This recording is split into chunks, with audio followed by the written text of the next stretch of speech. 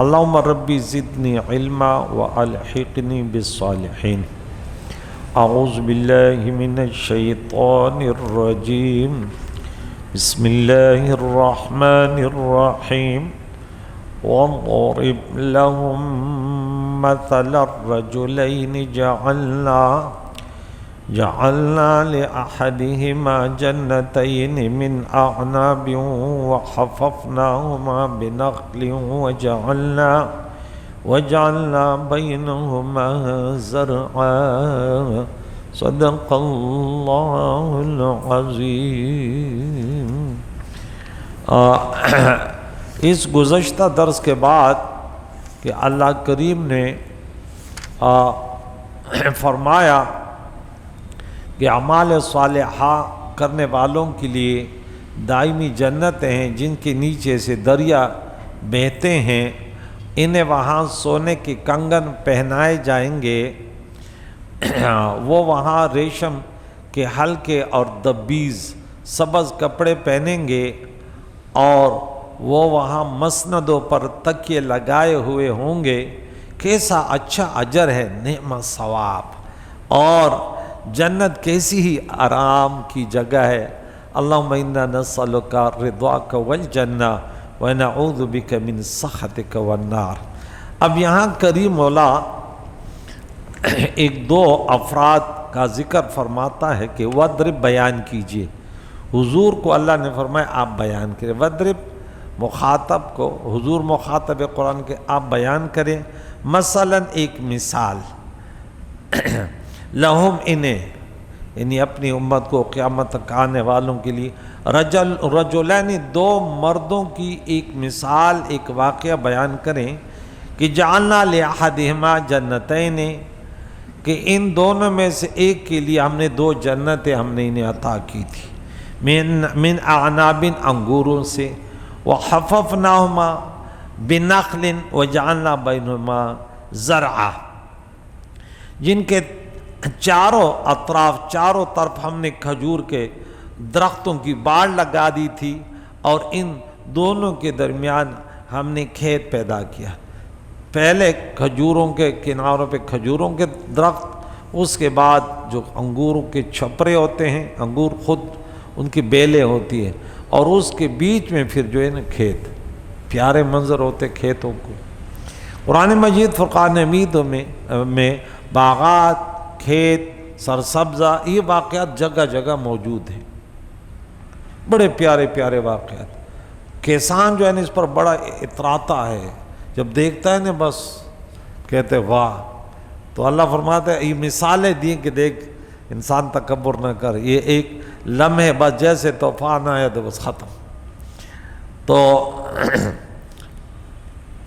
کلتل جنتین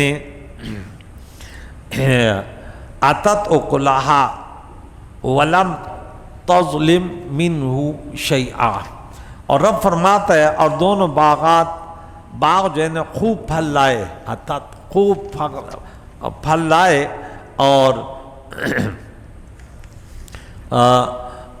پیداوار میں کوئی کمی نہ کی ہے۔ لا تظلم منہ، ظلم کا معنی کمی کرنا ہے، وضع شیء فی غیر محلہ، کچھ کمی نہیں کی، ایسے باغات پورے پھل پیداوار۔ وفجرنا خلالہما نہرا، اور ہم نے ان کے درمیان دریا، نہریں رواں کر دی تھی، کیونکہ باغات کے لیے پانی کی ضرورت ہے۔ وکان لہ ثمر، اور جس شخص کے پاس پھل تھے، فقال لصاحب، اس نے اپنے ساتھی سے کہا کہ وہو یحاورہ، وہ اسے بحث مباحثہ کر رہا تھا، انا اکثر منک مالا واعز نفرا، میں تم سے زیادہ مالدار ہوں، مال کے اعتبار سے بھی زیادہ ہوں، اور میرے پاس افرادی قوت بھی ہے، میں دونوں اعتبار سے۔ اچھا، بعض اس میں کہ یہ دونوں بھائی تھے، اور ان کے والد جو تھے انہوں نے جو میراث چھوڑی، تو ایک نے ان کو مزید ترقی دی اور دنیا کی طرف توجہ کی، اور دوسرا تھا اس نے سب کو اللہ کے راہ میں خرچ کر دیا اور غربت کی زندگی آخرت کی فکر میں لگ گیا۔ اب یہ جو دنیا دار جو ہے یہ دیندار پر اپنے آپ کو بڑا سمجھ رہا تھا، تو وَدَخَلَ جَنَّتَهُ وَهُوَ ظَالِمٌ لِنَفْسِهِ، جب یہ اپنے جنت میں اپنے باغ میں داخل ہوا تو اس حال میں کہ اپنے اوپر ظلم کرنے والا تھا، تو قَالَ مَا أَظُنُّ أَن تَبِيدَ هَذِهِ أَبَدًا، کہنے لگا مجھے یہ خطرہ نہیں ہے کہ یہ باغ کبھی برباد ہوں گے، یہ اتنے باغات اتنے پھل، میں بڑا آگے نکل گیا۔ کاروبار کبھی تھوڑا ترقی کر جاتا ہے نا، پھر انسان کہتے اب میں دیوالیہ نہیں ہوں گا، ابھی اتنے فیکٹریاں، اتنے وہ ہیں، اتنے یہ ہیں، اتنے، اب میں پہنچ گیا۔ وَمَا أَظُنُّ السَّاعَةَ قَائِمَةً، اور مجھے اس پر یقین نہیں کہ کبھی قیامت بھی قائم ہوگی، یہ بھی مجھے یقین نہیں۔ اپنے مال اور دولت کے نشے میں آ گیا۔ وَلَئِن رُدِدتُّ إِلَىٰ رَبِّي لَأَجِدَنَّ خَيْرًا مِّنْهَا مُنْقَلَبًا، اور اگر میں اپنے رب کے طرف لوٹایا بھی گیا تو میں لوٹنے کی جگہ اس سے بہتر مال حاصل کروں گا۔ اگر میں مثال کے طور پہ اگر وہ کہتا ہے میں اگر پاکستان میں اتنا کمایا تو افغانستان چلے جاؤں گا، وہاں بھی کما لوں، میں بڑا ہنرمند، بڑا طاقتور ہوں۔ اب وہ غرور میں آ گیا۔ انسان کیا مسلمان تو کہتا ہے کہ یہ سب کچھ اللہ کی عطا ہے۔ جو قارونی نظریے والا ہوتا ہے تو وہ کہتا ہے نہیں یہ میرا کمال ہے۔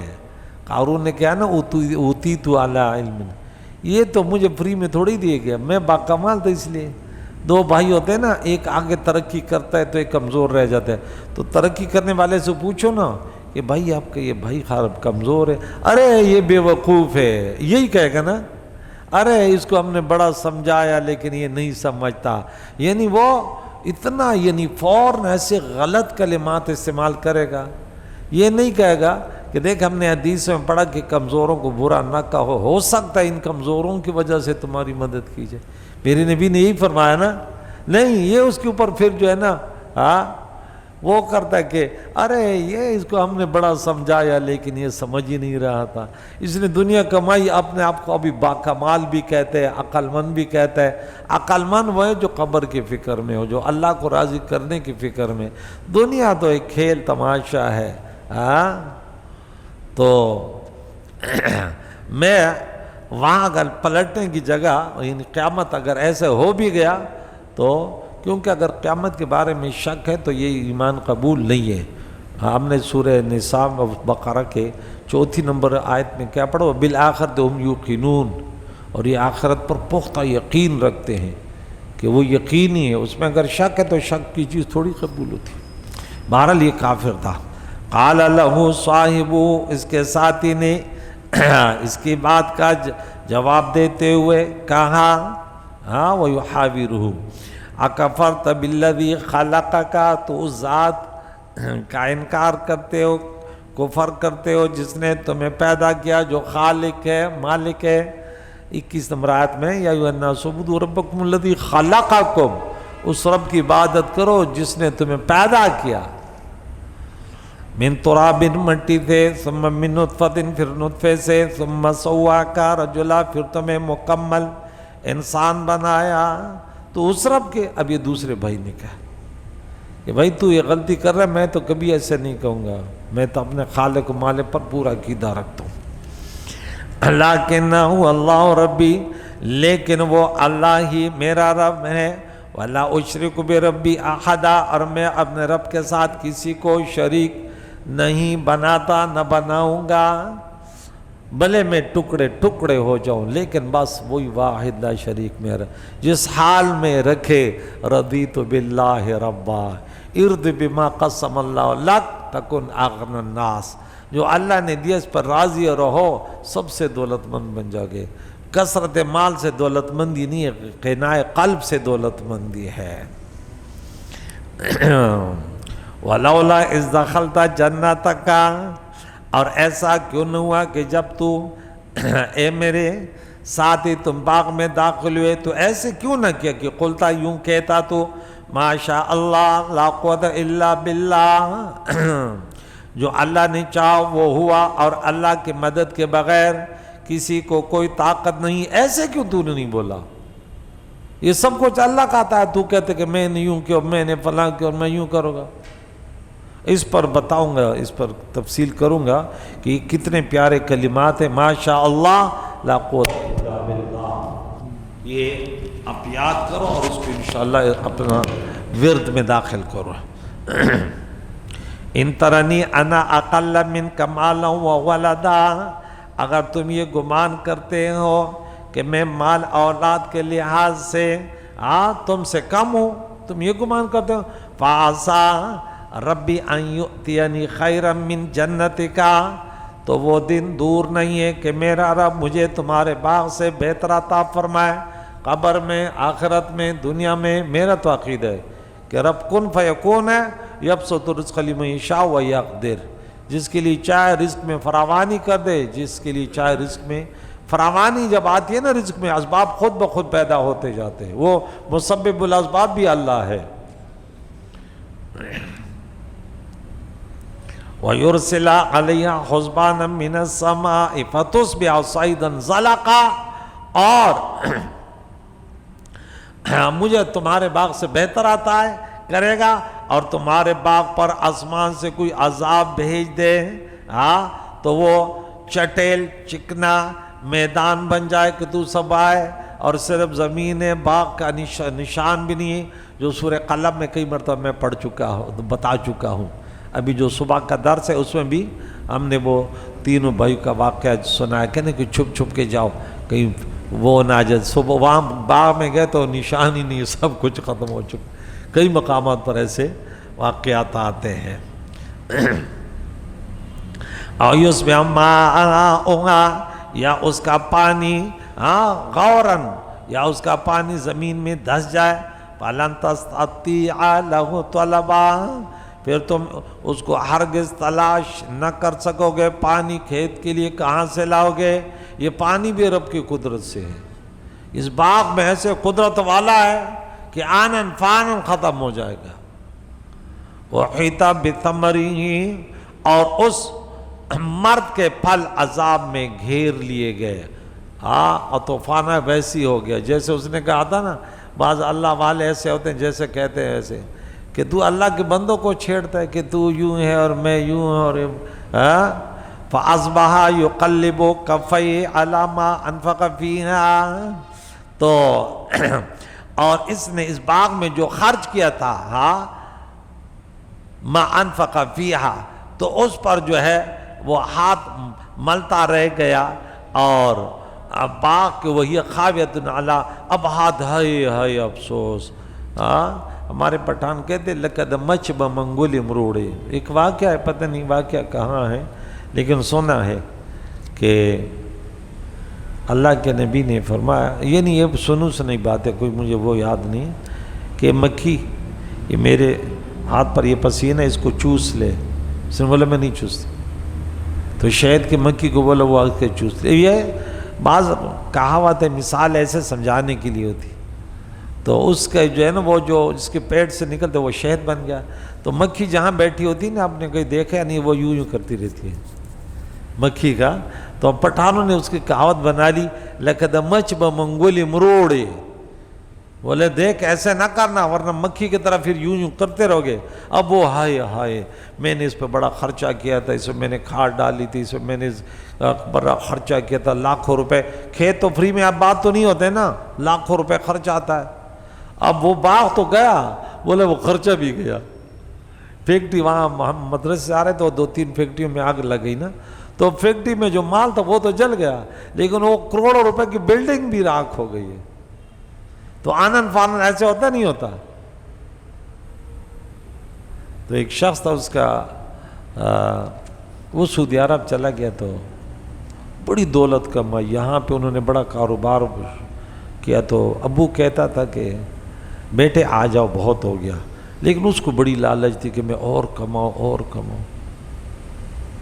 تو اس باپ جو ہے نا وہ تھوڑا ناراض ہو گیا، بولا اللہ کرے تیری یہ کمائی نا اللہ تعالیٰ آگ سے جلا ڈالے، کہ تو بس کر، ختم کر.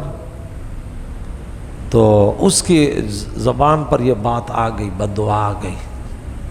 کبھی کبھی منہ سے کہتے اولاد کو بد دعا نہ دو، ایسی باتیں نہ کرو، قبولیت کا وقت ہوتا ہے. وہ آیا، یہ بیٹھے ہوئے تو دیکھا کہ اچانک اس کا جو کاروبار تھا بہت بڑا کاروبار، اس میں آگ لگ گئی. آگ ایسے لگی کہ پھر تو وہ باپ بھی بڑا پریشان، بیٹا بھی. تو بیٹے نے بولا ابو یہی تو آپ کی دعا تھی جو آپ نے دی تھی کہ آگ سے جل جائے تیری کمائی، کہ تو نے اتنے سال پردیس کیا، ہمیں یاد آتا ہے تو پھر بھی بیٹھا ہے. اللہ تیری اس دنیا کو آگ سے جلا دے، ہمیں کیا فائدہ. ہم تو کہتے بیٹے تو آ جا. تو پھر وہ سب آنن فانن سب کچھ وہ مٹی کے ڈھیر پہ بیٹھ گیا. تو اب اس کے یہ حال ہے کہ یہ خاویۃ علی عروش، اب چھپرے نیچے اور اس کے جو ہے نا انگور کے وہ اوپر پڑے ہوئے ہیں، بالکل خاک اور خاک. افسوس کر رہے. وَيَقُولُ يَا لَيْتَنِي لَمْ أُشْرِكْ بِرَبِّي أَحَدًا. ہائے افسوس، کاش میں اپنے رب کے ساتھ کسی کو شریک نہ بناتا، میں نے کیا یہ غلطیاں کی. وَلَمْ تَكُنْ لَهُ فِئَةٌ، اور اس کے پاس کوئی جماعت نہ تھی، يَنْصُرُونَهُ، جو اللہ کے مقابلے میں اس کی مدد کرتی. مِن دُونِ اللَّهِ وَمَا كَانَ مُنْتَصِرًا، اور وہ بدلہ لینے کے قابل بھی نہ. تو کیسے بدلہ لیتے؟ اللہ تعالیٰ تو بس وہ تو پھر یہی کافروں کا حال ہے، دنیا داروں کا حال ہے. هُنَالِكَ الْوَلَایَةُ لِلَّهِ الْحَقُّ، یہیں سے معلوم ہوتا ہے کہ تمام اختیارات اللہ ہی کے پاس ہیں. وَخَيْرٌ ثَوَابًا وَخَيْرٌ عُقْبًا، وہیں سب سے اچھا ثواب دینے والا ہے اور اس کے پاس بہترین انجام ہے. تو یہ بہت پیارا واقعہ ہے کہ مقاتل بن سلمان نے کہا کہ اللہ تعالیٰ نے بنی اسرائیل کے دو بھائیوں کی خبر دی جو آپ اپنے باپ کے طرف سے مالک کثیر کے وارث ہوئے تھے. حضرت ابن عباس رضی اللہ عنہ نے بتایا کہ وہ 8,000 دینار کے وارث ہوئے تھے. ان کے میں سے ایک مومن تھا، اس نے اپنا حق وصول کیا اور اس کو اللہ کا تقرب حاصل کرنے کے لیے اللہ کے راہ میں خرچ کر دیا. دوسرے بھائی کافر تھا، اس نے اپنا حق وصول کیا اور اس نے 2 باغ بنا لیے اور اللہ تعالیٰ کا تقرب حاصل کرنے کے لیے کچھ خرچ نہ کیا. اور پھر بعد میں ان دونوں بھائیوں کا جو حال ہوا اس کو اللہ تعالیٰ کریم نے ان آیتوں مقدسوں میں بیان کیا ہے. تو انشاءاللہ اس پر کل مزید تھوڑی سی تشریح کروں گا کہ خاص کر یہ جو کلمات ہیں کہ ماشاءاللہ ولا حول ولا قوت، کسی ایسی چیز کو وہ دیکھو تو یہ کہو کوئی آپ کو اللہ نے دیے تو یہ بہت ہی کہ دیکھیں ہم تو نہ کسی مصیبت کو ٹال سکتے ہیں نہ کوئی نفع حاصل کر سکتے ہیں. وہی ہوتا ہے، ہم تو ارادہ ہی کر سکتے ہیں، اللہ تعالیٰ سے مانگ سکتے ہیں.